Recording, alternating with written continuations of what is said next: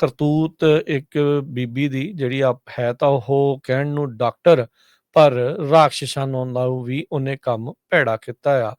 ਪੀਡੀਆਟ੍ਰੀਸ਼ਨ ਸੀਗੀ ਤੇ ਉਹਦੇ ਉੱਤੇ ਕਥਿਤ ਤੌਰ ਦੇ ਉੱਤੇ ਦੋਸ਼ ਆ ਵੀ ਆਪਣੀ 4 ਸਾਲ ਦੀ ਬੱਚੀ ਨੂੰ ਜਿਹੜਾ ਆ ਉਸਨੇ ਡੋਬ ਕੇ ਮਾਰ ਦਿੱਤਾ ਤੇ ਦਿਖਾਇਆ ਏਦਾਂ ਵੀ ਉਹ ਵਿਚਾਰੀ ਡੁੱਬ ਗਈ ਪਾਣੀ ਦੇ ਵਿੱਚ।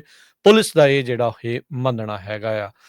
ਡਾਕਟਰ ਇਹ ਹੈਗੀ ਆ ਨੇਹਾ ਗੁਪਤਾ, ਓਕਲਾਹੋਮਾ ਦੇ ਵਿੱਚ ਬੱਚਿਆਂ ਦੀ ਇਹ ਜਿਹੜੀ ਡਾਕਟਰ ਆ, ਤੇ ਬੀਤੇ ਸੋਮਵਾਰ ਇਸ ਨੂੰ ਗ੍ਰਿਫਤਾਰ ਕੀਤਾ ਗਿਆ ਤੇ ਫਸਟ ਡਿਗਰੀ ਮਰਡਰ ਚਾਰजेस ਜਿਹੜੇ ਇਸ ਦੇ ਉੱਤੇ ਲਾਏ ਗਏ ਆ।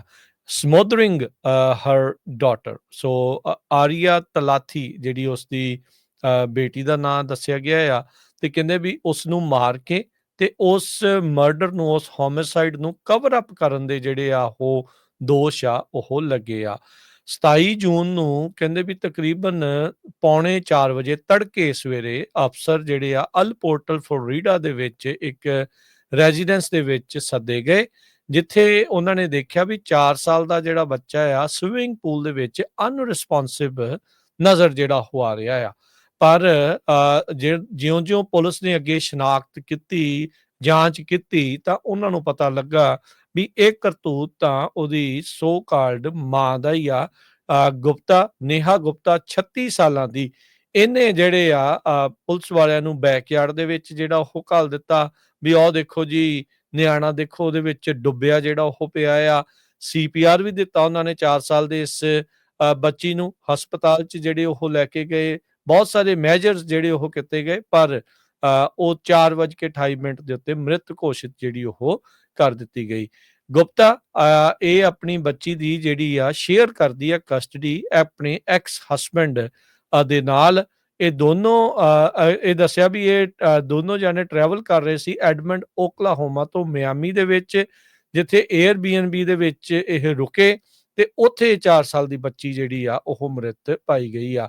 ਇਹਦਾ ਘਰ ਵਾਲਾ ਐਕਸ ਹਸਬੈਂਡ ਜਿਹੜਾ ਆ ਉਹ ਵੀ ਡਾਕਟਰ ਆ, ਡਾਕਟਰ ਸੌਰਵ ਤਲਾਥੀ, ਜਿਸ ਦੀ ਬੱਚੀ ਦਾ ਨਾਂ ਆਰੀਆ ਤਲਾਥੀ ਸੀ, ਤੇ ਇਸ ਨੇਹਾ ਗੁਪਤਾ ਨਾਂ ਦੀ ਸੋ ਕਾਲਡ ਪੀਡੀਆਟ੍ਰੀਸ਼ਨ, ਤੁਸੀਂ ਦੇਖੋ ਬੱਚਿਆਂ ਦੀ ਡਾਕਟਰ ਹੁੰਦੇ ਹੋਏ ਆਪਣੇ ਜਿਹੜੇ ਉਸਨੇ ਬੱਚੇ ਨੂੰ ਜਿਹੜਾ ਉਹ ਕਿੱਦਾਂ ਘਿਨਾਉਣੇ ਤਰੀਕੇ ਦੇ ਨਾਲ ਜਿਹੜਾ ਉਹ ਮਾਰ ਦਿੱਤਾ।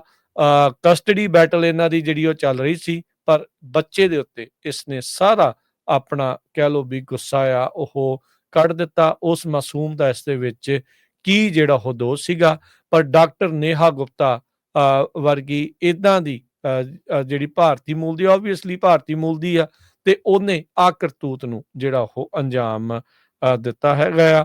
ਸੋ ਇਸੇ ਲਈ ਹਰਜੋਤ ਸਿੰਘ ਜੀ, ਜਦੋਂ ਆਪਾਂ ਕਈ ਵਾਰੀ ਦੇਖਦੇ ਆ ਨਾ ਵੀ ਲੋਕ ਕਈ ਤਰੀਕੇ ਦੀਆਂ ਗੱਲਾਂ ਜਿਹੜੀਆਂ ਉਹ ਕਰਦੇ, ਜਨਰਲਾਈਜ਼ ਤਾਂ ਨਹੀਂ ਆਪਾਂ ਜਿਹੜੀਆਂ ਉਹ ਕਰ ਸਕਦੇ, ਪਰ ਇਦਾਂ ਦੀਆਂ ਕਰਤੂਤਾਂ ਜਦੋਂ ਹੁੰਦੀਆਂ ਆ ਤਾਂ ਸਾਰਿਆਂ ਦਾ ਹੀ ਨਾਮ ਜਿਹੜਾ ਇਸ ਦੇ ਵਿੱਚ ਬਦਨਾਮ ਹੁੰਦਾ ਆ, ਇਰਰਿਸਪੈਕਟਿਵ ਤੁਹਾਡਾ ਉਹਦੇ ਨਾਲ ਕੋਈ ਵਾਹ ਵਾਸਤਾ ਹੈਗਾ ਆ, ਤੁਸੀਂ ਜਾਣਦੇ ਆ ਨਹੀਂ ਜਾਣਦੇ ਆ, ਉਹ ਸਾਰਿਆਂ ਨੂੰ ਇੱਕੋ ਜਿਹੀਆਂ ਨਜ਼ਰਾਂ ਦੇ ਨਾਲ ਲੋਕ ਦੇਖਣ ਲੱਗ ਜਾਂਦੇ ਆ। ਸਾਰੀਆਂ ਕਮਿਊਨਿਟੀ 'ਚ ਇਦਾਂ ਦੇ ਲੋਕ ਜਿਹੜੇ ਉਹ ਮੌਜੂਦ ਨੇ, ਪਰ ਇਸ ਬੀਬੀ ਨੇ ਦਰਿੰਦਗੀ ਦੀ ਜਿਹੜੀ ਉਹ ਹੱਦ ਕਰ ਦਿੱਤੀ।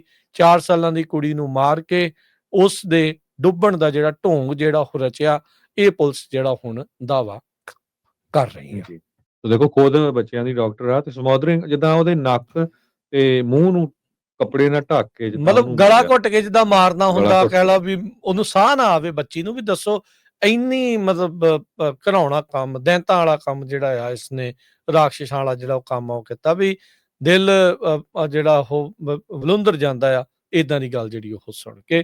ਤੇ ਪਿੱਛੇ ਬਾਅਦ ਦੇ ਵਿੱਚ ਪਾਣੀ 'ਚ ਸਿੱਟਤੀ ਕੁੜੀ, ਇਹ ਦਿਖਾਉਣ ਨੂੰ ਵੀ ਇਹ ਵਿਚਾਰੀ ਡੁੱਬ ਕੇ ਮਰ ਗਈ। ਵੀ 3 ਵਜੇ ਉਹ ਕਿਹੜੀ ਸਵਿਮਿੰਗ ਕਰਨ ਦਈ ਸੀਗੀ, 4 ਵਜੇ ਛੋਟੀ ਜਿਹੜੀ ਉਹ ਬੱਚੀ।